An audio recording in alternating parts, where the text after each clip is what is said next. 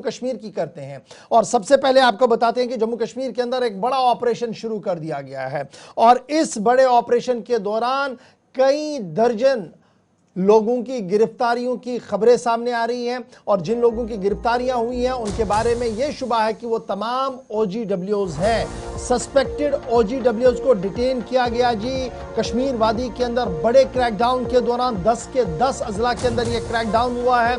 Massive security operation शुरू तब हुआ जब अनंतनाग के अंदर नामालूम मुसल्लह अफराद ने पुलिस कांस्टेबल पर नजदीक से गोली चलाई, जिसके बाद वो जख्मों की ताब न लाकर दम तोड़ बैठा।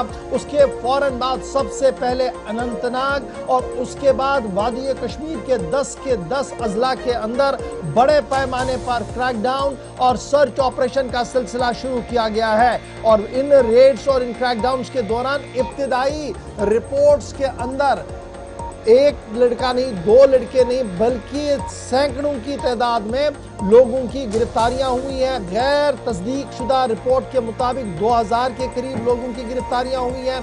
सरकारी ज़राया इस बात की तस्दीक कर रहे हैं कि ज़रूर पूछताछ के लिए बुलाया गया है OGWs को। उनमें कुछ लोग ऐसे भी हैं जिन पर शक व शुबात है कि वो अभी भी एक्टिवेशन मोड में हो सकते हैं, इसलिए बड़े पैमाने पर यह क्रैकडाउन जो है वो किया गया। पुलिस की तरफ से टारगेट किया गया जी मिलिटेंट सपोर्ट नेटवर्क को अक्रॉस द वैली। और इब्तिदाई रिपोर्ट्स के मुताबिक शहर श्रीनगर समेत साउथ, नॉर्थ और सेंट्रल कश्मीर के अंदर ये कार्रवाइयां जो है वो की गई हैं। कल की हलाकत के फौरन बाद आज हमने देखा कि मुतअद्दिद मकामात पर सिक्योरिटी ब्रीफ कर दी गई है।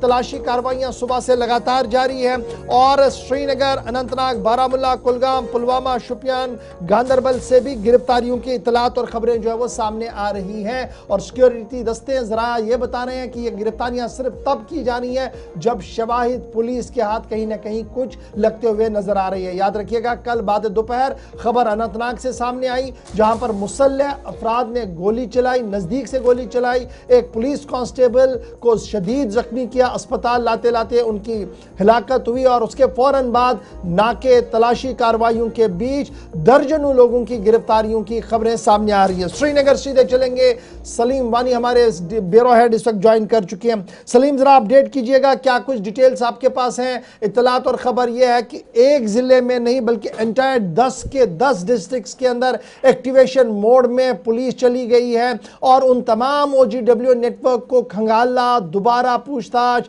और इन तमाम चीजों को देखा जा रहा है कि आखिर ये कार्रवाई इतने दिनों बाद हुई कैसे शहर के अंदर। जी बिल्कुल गौर, कल जो अनंतनाग में इंसिडेंट हुआ है, जो से आपने भी कहा कि बाद दोपहर जो वहाँ पे जो पुलिस कांस्टेबल आशिक अहमद जो बडगाम का रहने वाला है, उसको जो मुसल्लह अफराद ने वहाँ पे गोली लगा के जख्मी किया और उसके बाद वो हॉस्पिटल में दम तोड़ बैठा। उसके बाद तुरंत जो director general police, IGP Kashmir, special जो टॉप पुलिस ऑफिसर्स है उनके हमरा वो अनंतनाग पहुंचे और वहाँ पे खुद ऑन स्पॉट विजिट किया और उसको वहाँ पे उसको SSP अनंतनाग जो है या DIG साउथ कश्मीर है उनके हमरा वहाँ पे उनको ब्रीफ किया गया कि इस अटैक को किस तरह, जिसमें वो आपने देखा सोशल मीडिया पे भी वायरल हो गई उसकी CCTV फुटेज। उसके बाद तुरंत चाहे साउथ हो, नॉर्थ हो, सेंट्रल कश्मीर हो, जितने भी 10 डिस्ट्रिक्ट है वहाँ पे गिरफ्तारियां स्टार्ट हुई और उसके बाद नाकाबंदी स्टार्ट हुई पूरे साउथ से लेकर नॉर्थ तक। हंदवारा, कुपवारा, सोपोर, गांदरबल, शुपियन, कुलगाम, जैसे आपने भी कहा है कि पूरे डिस्ट्रिक्टों में जो नाकाबंदी की गई, सिक्योरिटी ड्रिल्स किए गए और ये कहा गया कि जितने भी OGW जो सस्पेक्टेड होते हैं, चाहे कोई जेल से आया हो, चाहे कोई किसी के ऊपर नजर रखी गई है कि या आज तक जिन्होंने भी इस मिलिटेंसी के में उनको गिरफ्तार किया गया है और तकरीबन 1500 से 1800 से ज्यादा जायद OGWs है जिनको पूरे कश्मीर जोन से